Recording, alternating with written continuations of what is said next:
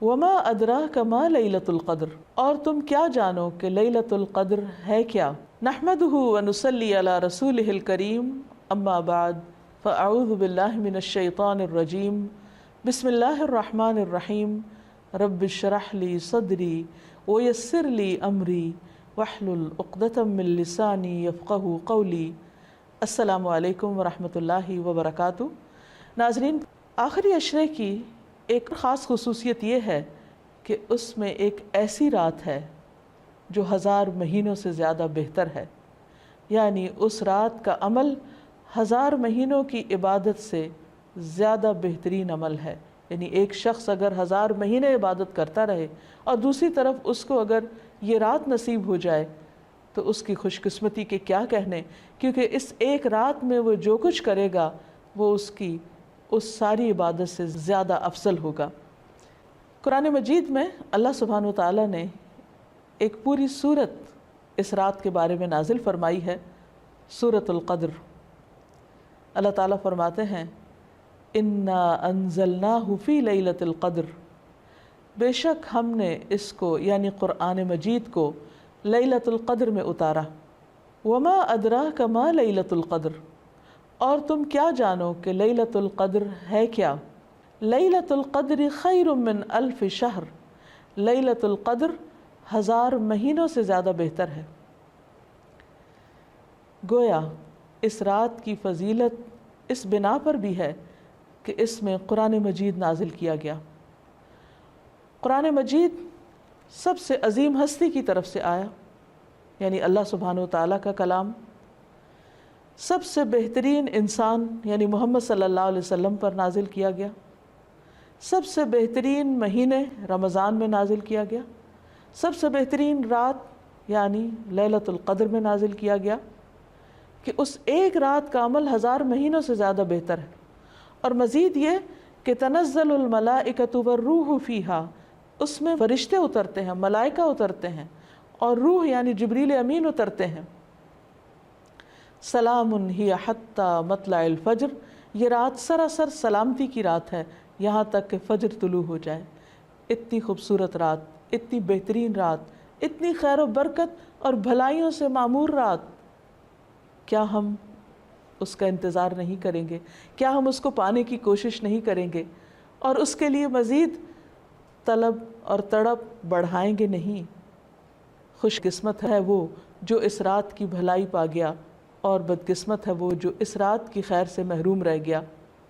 اس لیے ہمیں آج سے ہی اس بات کا تہیہ کر لینا چاہیے کہ انشاءاللہ ہم آخری عشرے کی سب راتوں میں عبادت کریں گے اور پچھلے 2 عشروں کی نسبت زیادہ کریں گے، تاکہ ہم اس رات میں نیک عمل کر کے اپنے نامہ اعمال کو بہتر بنا سکیں۔ اس رات کی تلاش میں اگر پورا عشرہ بھی عبادت کرنا پڑے تو کوئی مشکل کام نہیں، کوئی گھاٹے کا سودا نہیں، بلکہ نفع ہی نفع ہے، کیونکہ یہ رات جو خیر و برکت کی رات ہے، جس کو مل گئی اس کی خوش قسمتی کا کیا ٹھکانہ۔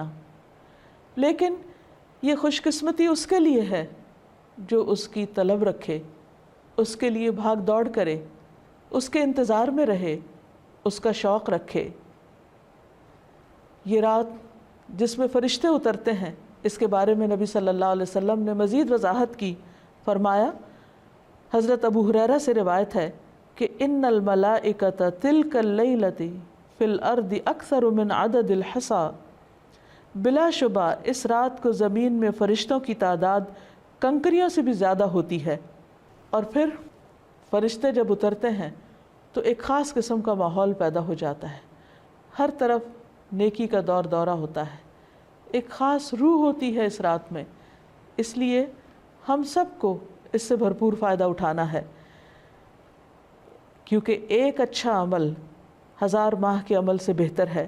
حضرت انس سے روایت ہے کہ رمضان آیا تو رسول اللہ صلی اللہ علیہ وسلم نے فرمایا، ان هذا الشهر قد حضركم وفيه ليلة خير من 1000 شهر من حرمها فقد حرم الخير كله ولا يحرم خيرها الا محروم، کہ لوگو یہ مہینہ جو تم پر آیا ہے اس میں ایک ایسی رات ہے جو 1000 مہینوں سے بہتر ہے۔ جو شخص اس سے محروم رہا وہ ہر بھلائی سے محروم رہا۔ اس رات کی سعادت سے صرف بد نصیب ہی کو محروم کیا جاتا ہے، یعنی حقیقی معنوں میں بد نصیب وہ ہے جو اس رات کی عبادت سے محروم رہے، اس رات کی خیر سے محروم رہے۔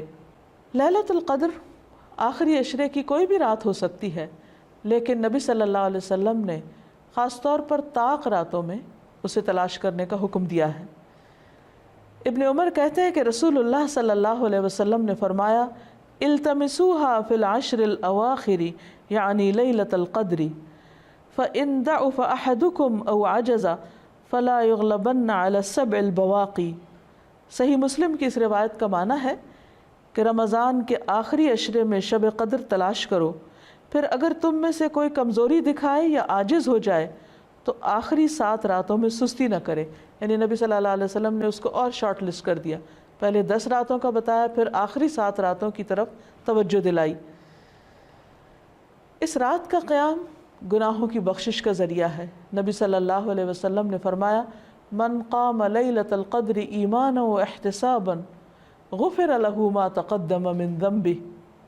جس نے لیلۃ القدر میں ایمان اور احتساب یعنی ثواب کی نیت سے قیام کیا، اس کے پچھلے تمام گناہ معاف کر دیے جائیں گے۔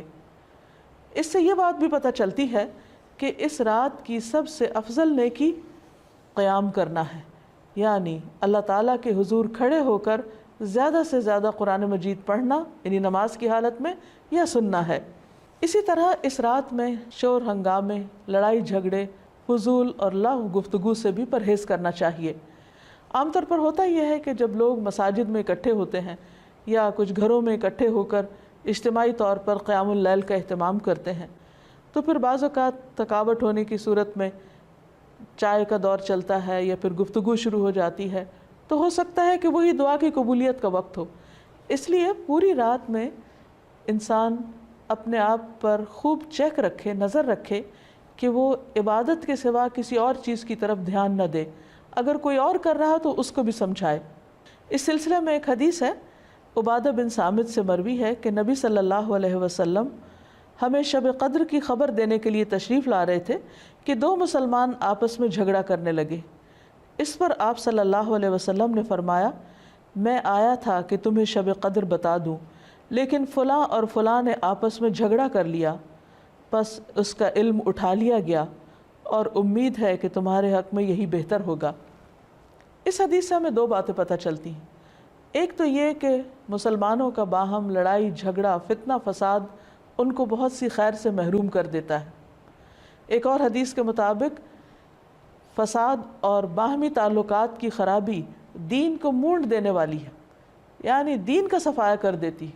وہاں کوئی ایمان اور تقوی اور خیر بھلائی باقی نہیں رہتی جہاں لوگوں کے درمیان باہم تعلقات اچھے نہیں ہوتے۔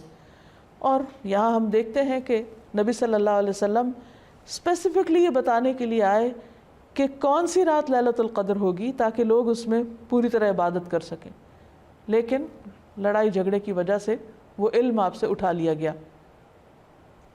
لیکن آپ نے یہ فرمایا کہ اسی میں بھلائی ہوگی۔ اس سے ہمیں ایک اور بات بھی پتہ چلتی، اور وہ یہ کہ نبی صلی اللہ علیہ وسلم انتہا درجے کی مثبت سوچ رکھتے تھے۔ وہ ہر اس موقع پر جہاں کوئی شخص پریشان ہو کر کام چھوڑ سکتا ہے یا ڈپریشن میں جا سکتا ہے، آپ اس موقع پر بھی ہمیشہ یہی بتاتے کہ اس میں بھی بھلائی ہے، اس میں بھی خیر ہے۔ اور ہم اگر غور کریں تو خیر نظر بھی آتی ہے۔ وہ یہ کہ اگر ہمیں یہ پتہ ہوتا کہ فلاں ایک رات لیلۃ القدر ہے، مثلاً بعض لوگ جیسے کہتے ہیں 27ویں کی رات یا کوئی اور رات، تو پھر ہم صرف عبادت اسی رات میں کرتے۔ اب چونکہ پتہ نہیں کہ کون سی رات ہے، تو اس ایک رات کو تلاش کرنے کے لیے ہم اور بھی بہت سی راتوں میں عبادت کر لیتے ہیں، جو یقینی طور پر ثواب اور اجر کا کام ہے۔ لیلۃ القدر اگرچہ یہ نہیں پتہ چلتا کہ کون سی رات ہے، لیکن اس کی کچھ علامات ہمیں بتائی گئی ہیں۔ وہ علامات کیا ہیں؟ احادیث کی روشنی میں دیکھیے، نبی صلی اللہ علیہ وسلم نے فرمایا، شب قدر کی صبح کو سورج کے بلند ہونے تک اس کی شعاع نہیں ہوتی، وہ ایسے ہوتا ہے جیسے تھالی، یعنی سورج نظر تو آتا ہے لیکن اس کی شعائیں نہیں نظر آتی، یعنی سورج کا رنگ ایک طرح سے مختلف ہوتا ہے۔ ایک اور روایت میں آتا ہے، حضرت ابو ہریرہ سے روایت ہے کہ ہم نے رسول اللہ صلی اللہ علیہ وسلم کے پاس شب قدر کا ذکر کیا تو آپ نے فرمایا تم میں سے کون اسے یاد رکھتا ہے؟ اس میں جب چاند نکلتا ہے تو ایسا ہوتا ہے جیسے بڑے تھال کا کنارہ، یعنی اس کو بھی آپ نے تھال سے تشبیہ دی، لیکن کنارہ اس لیے کہ آخری راتوں میں چاند پورا نہیں رہتا، ایک کنارے کی طرح رہ جاتا ہے۔ اسی طرح ابن عباس سے مروی ہے کہ رسول اللہ صلی اللہ علیہ وسلم نے فرمایا شب قدر آسان اور معتدل رات ہے جس میں نہ گرمی ہوتی ہے اور نہ سردی۔ اس صبح کا سورج اس طرح طلوع ہوتا ہے کہ اس کی سرخی مدھم ہوتی ہے، یعنی سورج کی ایک نشانی بتائی گئی، لیکن ظاہر ہے کہ وہ تو جب رات گزر جاتی ہے پھر ہی نظر آتا ہے، اس لیے اس پر نہیں رہنا چاہیے کہ فلاں رات تھی یا فلاں رات تھی، توجہ اس پہ رہنی چاہیے کہ ہمیں ہر رات سے کس طرح فائدہ اٹھانا ہے۔ ایک اور روایت میں آتا ہے، حضرت زر سے روایت ہے، انہوں نے کہا کہ میں نے ابی ابن کعب کو یہ فرماتے ہوئے سنا، ان سے کہا گیا کہ حضرت عبداللہ بن مسعود فرماتے ہیں کہ جو آدمی سارا سال قیام کرے وہ لیلۃ القدر کو پہنچ گیا۔ حضرت ابی فرمانے لگے کہ اللہ کی قسم جس کے سوا کوئی معبود نہیں، وہ شب قدر رمضان میں ہے۔ وہ یقین کے ساتھ قسم کھاتے ہیں، اللہ کی قسم بے شک میں جانتا ہوں وہ کون سی رات ہے۔ یہ وہی رات ہے جس میں اللہ کے رسول صلی اللہ علیہ وسلم نے ہمیں قیام کا حکم دیا۔ اس رات کی صبح 27 تاریخ تھی اور اس کی علامت یہ تھی کہ سورج طلوع ہوا تو اس کی سفیدی میں شعاع نہ تھی، اور یہ ہو سکتا ہے کہ اس سال 27ویں رات ہو، لیکن یہ ضروری نہیں کہ صرف 27ویں رات ہی شب قدر ہو۔